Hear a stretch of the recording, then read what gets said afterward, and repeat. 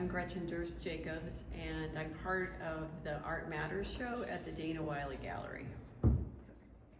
So these two paintings were part of a series, I would say. They're 9 by 12, and they were made, several were made at the same time, around 30.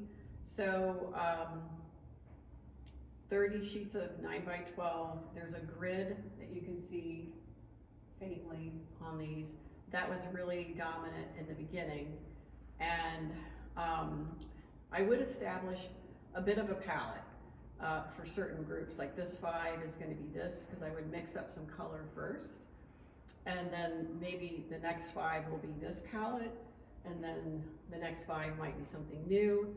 Now, it is acrylic, so they're made pretty quickly, but you know, they weren't rushed, or you know, that seemed to be okay.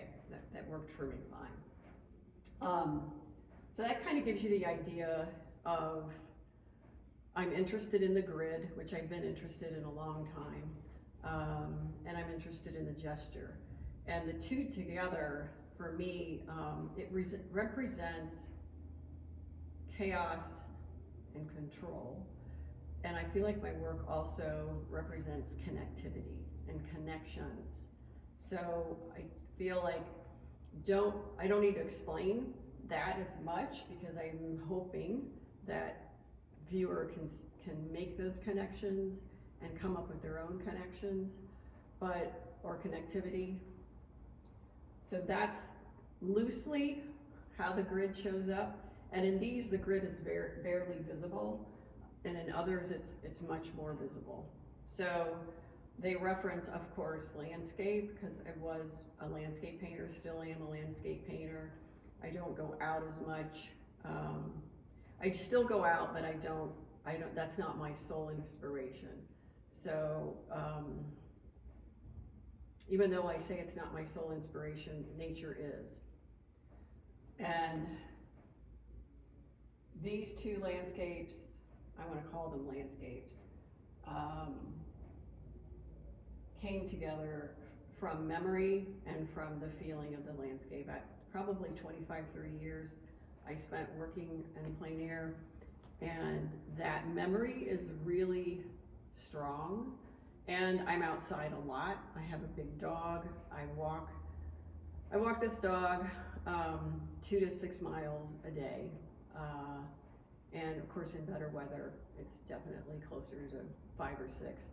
And I also spend the summers up in by Lake Huron. These two were definitely inspired by that lake.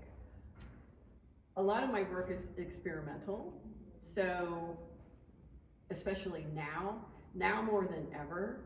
So a lot of what happens in the studios, I was working on these, and then I would think, well, what if I used a different tool? There isn't a brush used, there's not a lot of brushes used with these. These are a combination of rags, my hand, squeegees, cardboard,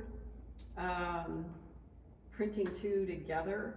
Especially this kind of thing happened when I sort of laid a piece of paper and then lifted it and pulled it at the same time. And I have to say, when I'm doing those things, it's not in an effort to see what kind of cool mark I can get. It's all just part of the process. So one thing does lead to another, and that's how the work comes together.